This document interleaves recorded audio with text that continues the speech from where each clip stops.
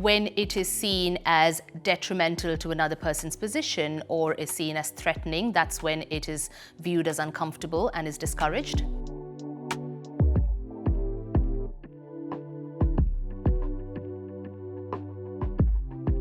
I know I personally do feel proud to call myself ambitious. In a weird kind of way, I feel like if I didn't, I might be perceived negatively as not setting a high enough bar for myself in my professional career, in how I want to climb the ladder.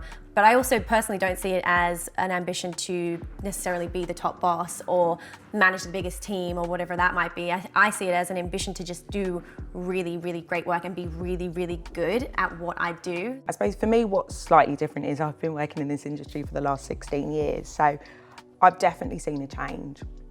And when I first started in this industry, I felt that there wasn't ever going to be a chance for me to be at the top. Right. And I kind of knew that I was a minion and I just had to do what I needed to do and keep my head down, and that would be okay. And I didn't really see, well, I never saw for a long time anybody like me at the top, so I couldn't really envisage that I could be at the top. I had lots of sort of great female mentors, but mostly they were white women, and I didn't really have any sort of black female mentors. I also think there's so much pressure on women to be ambitious, to have that ambition. Like, I would love to meet someone that's like, nah, do you know what? Don't want to be CEO, don't want to lead my own team. I just love doing what I do at the moment and I'm really happy to do it. And I think a lot of women feel like they're not able to just be happy, be present in the moment, enjoy the work they're doing. They always have to strive to do something more, to be better.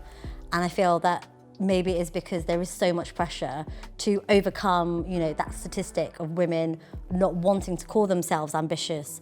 They're so conscious of it, so they try even harder. It's like overcompensating. Yeah, exactly. Yes, yeah, I agree. Exactly. I yeah. agree. I think ambition is viewed positively if it's seen as bringing business results to an organization. And this is necessarily not a reflection on my organization or my workplace, but it's just a general statement. But I think when it is seen as detrimental to another person's position or is seen as threatening, that's when it is viewed as uncomfortable and is discouraged. I feel like we're constantly dumbing down our accomplishments just to not be seen as that person that's just trying to be bigger than everyone else or better than everyone else, when shockingly men have probably been doing that for years.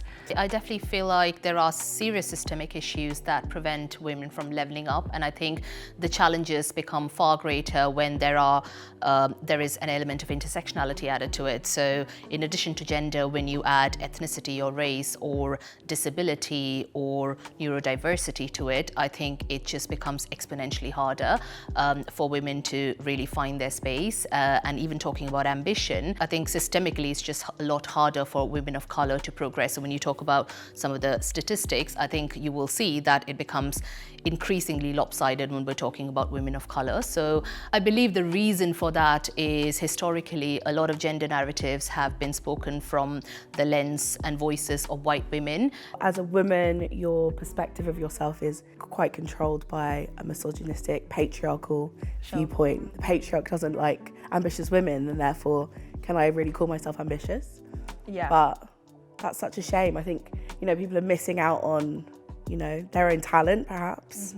What I've seen, especially in the last couple of years, is a real rise in women helping other women. And I think there's that famous quote by Madeleine Albright, which is that there's a special place in hell for women that don't support other women. And that, I think, is just such an important thing to take through your life and through your career. And to not forget that you were once at the bottom, and even now that you're at the top.